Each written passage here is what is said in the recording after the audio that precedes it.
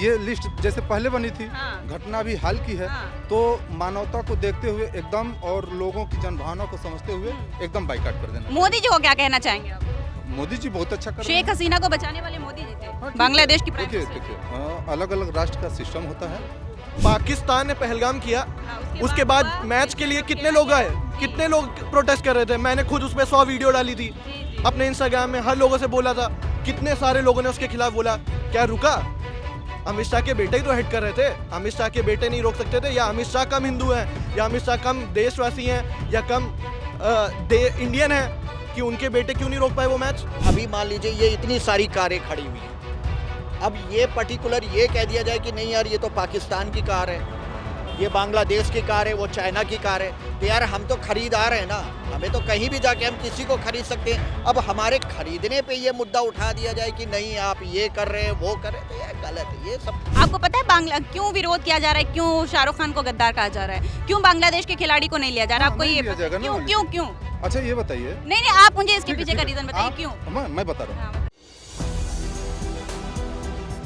नमस्कार, मैं फिजा, स्वागत है आप सभी का 4 PM न्यूज़ में। दोस्तों इस वक्त मैं आ चुकी हूँ लखनऊ के एक बड़े ही माने जाने इलाके में, जिसको लोग घंटा घर के नाम से जानते हैं। तो यहाँ पे मौजूद कुछ लोगों से हम बात करने वाले हैं। इस तरीके से एक छोटी सी बात को इतना बड़ा मुद्दा बनाया जा रहा है कि बांग्लादेश के खिलाड़ी को क्यों शाहरुख खान ले आए, क्यों IPL खिलवा रहे हैं, क्या शाहरुख खान को जिस हिसाब से गद्दार कहा जा रहा है वो गद्दार हैं? क्योंकि अगर हम देखिए मेरी बात सुनिए, हाँ। बहुत बढ़ा चढ़ा के नहीं, छोटी सी बात। जी, देश के विरुद्ध हम्म, इतना भी अगर काम होगा हम्म। तो वो आपके गद्दार हिसाब से ये कहा देश जाएगा। के विरुद्ध है? हाँ एकदम देश के विरुद्ध है। अच्छा हाँ, तो एक सेकेंड जी। सवाल जो मैंने आपसे पूछा, आपने कहा ठीक है, तो गद्दार वो शाहरुख खान क्यों? BCCI से कोई सवाल क्यों नहीं किया जाता है? BCCI कहीं ना कहीं अमित शाह के बेटे जैसा हैंडल करते हैं। हाँ हैंडल करते हैं। हाँ। तो उन्होंने मना कर दिया ना, मान लीजिए अरे BCCI ने कैसे मना कर दिया? आप मुझे एक बात बताइए, जी, जी। BCCI की अगर मैं लीडर हूँ, जी। मैं एक लिस्ट बनाती हूँ कि इस देश से 10 खिलाड़ी मैं लेके आऊंगी जो खेलेंगे। जी। मैंने अगर उस लिस्ट में बांग्लादेश का नाम ही नहीं लिखा होता तो खिलाड़ी इंडिया तक आता ही नहीं, ठीक नाम ही नहीं आता, तो ठीक इस पे क्यों नहीं सवाल जी, किया जी। जा रहा है? ये लिस्ट जैसे पहले बनी थी, हाँ। घटना भी हाल की है, हाँ। तो मानवता को देखते हुए एकदम और लोगों की जनभावना को समझते हुए एकदम बाइकाट कर देना। मोदी जी को क्या कहना चाहेंगे आप? मोदी जी बहुत अच्छा कर रहे शेख हैं। हसीना को बचाने वाले मोदी जी थे, हाँ, ठीक है। बांग्लादेश की प्राइम देखिए मिनिस्टर थे। अलग अलग राष्ट्र का सिस्टम होता है।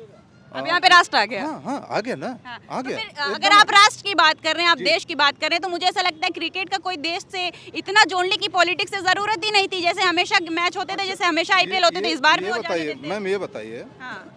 अच्छा, आप नाराज किस बात से हैं? बांग्लादेश से नाराज हैं?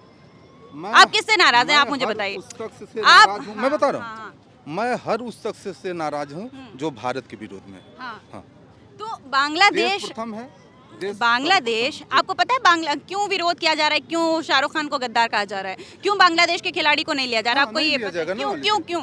अच्छा ये बताइए। नहीं आप मुझे इसके ठीक है, पीछे का ठीक है। रीजन बताइए आप- क्यों? मैं बता रहा हाँ, हूँ। बताइए। आपको अगर लोगों ने कहा शाहरुख खान गद्दार है तो आपको बहुत बुरा लग रहा है। और ऑब्वियसली बुरा ठीक लगेगा। लग रहा है। हाँ। लेकिन एक हिंदू को वहाँ पे मान लीजिए फूंक दिया गया दिन दहाड़े, और आपको पुलिस एक प्रशासन सेकेंड, अब खुद इसका भी जवाब जेल मैं के देती हूँ। हवाले कर हरिओम वाल्मीकि का नाम याद है आपको? नहीं, मैं नहीं जानता हूँ। आपको नहीं पता है? बरेली में उस दलित को इतना मारा गया था, बीजेपी के कार्यकर्ता थे जो उसको मार रहे थे। वो हिंदू नहीं था क्या? आप दलित को हिंदू नहीं मानते? ठीक है, मानते हैं। तो फिर आपने उसके खिलाफ आवाज क्यों नहीं उठाई? अरे मैम, ये अंतर्राष्ट्रीय मुद्दा है। अच्छा, अंतर्राष्ट्रीय मतलब देश में मार दो, तुम हिंदू मारो, मुसलमान मानो, ईसाई मानो, सिख मारो, हम कुछ नहीं बोलेंगे। दूसरे देश में क्यों मारने नहीं? बोलेंगे। ओहो, देखिए आप चूंकि पत्रकार हैं और मैं गांव का साधारण आदमी हूँ, आप लपेट करके अपनी बात मैंने को- कुछ नहीं लपेटा, मैंने कोई बात लपेटी है? मैंने कोई बात नहीं लपेटी। आप देखिए, मैं आपको बता रही हूँ। अच्छा मुझे बोलने दीजिए, मुझे बोलने दीजिए, मेरी बात सुन लीजिए। आपने क्या कहा? आपको किसी इंसान से कोई लेना देना नहीं है जो आपकी बातें हैं। आपको ये क्या कहा कि आपने जहाँ देश की बातें आएंगी, मेरे हिंदू भाई को बांग्लादेश में मारा गया, मुझे बुरा लगा। तो हरिओम वाल्मीकि क्या हिंदू नहीं था? एकदम थे।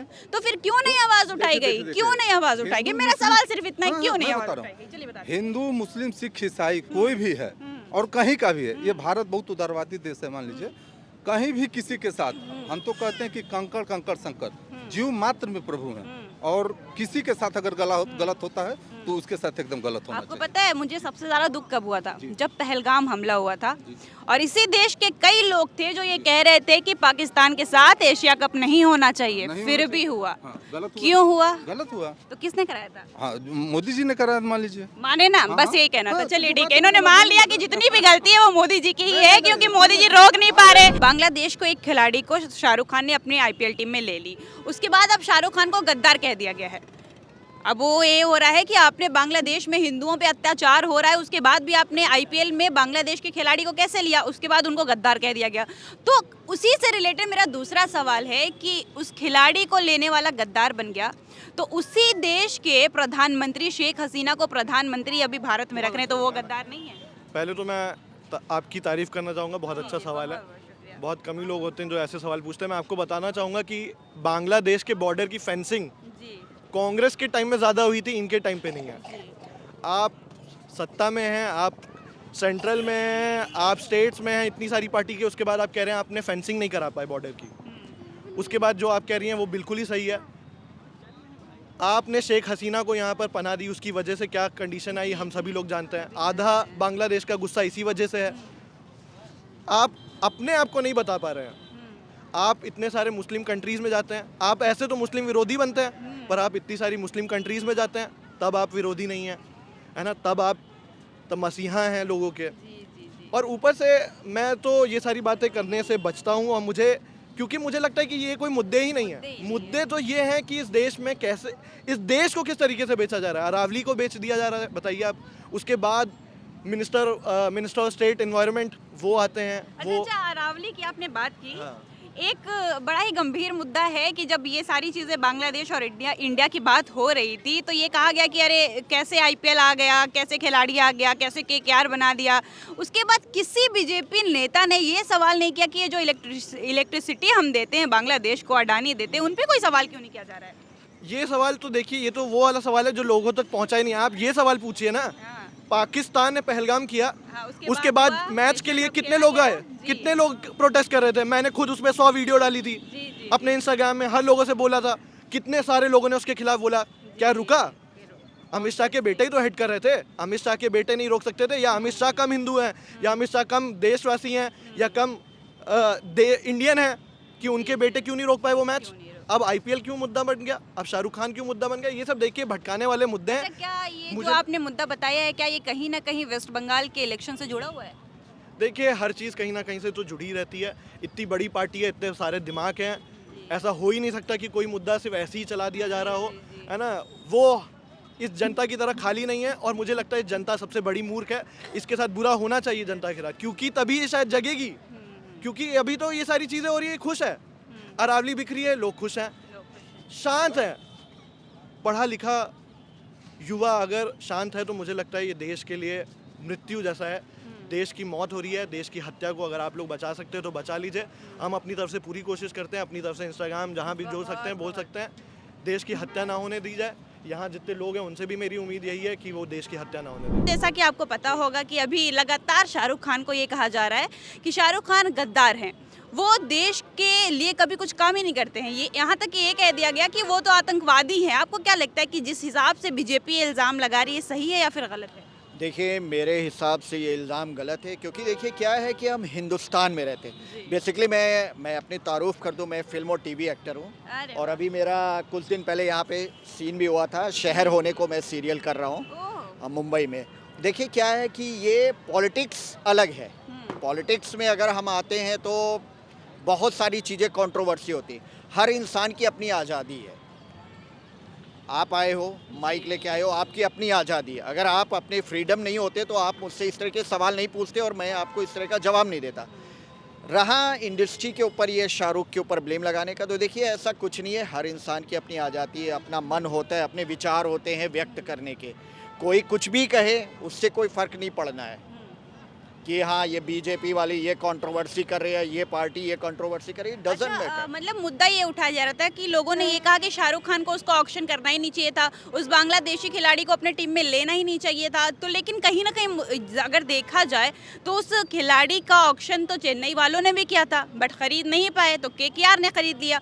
और अगर उससे ज़्यादा अगर एक दिलचस्प बात क्या है कि केकेआर में सिर्फ शाहरुख खान नहीं है, वहाँ पे जूही चावला भी हैं, जूही चावला का नाम नहीं लिया गया, सिर्फ शाहरुख खान का नाम क्या सिर्फ इसलिए लिया जा रहा है कि वो मुसलमान है? देखिए, ये हमारे हिंदुस्तान में सबसे बड़ी खराबी यही है।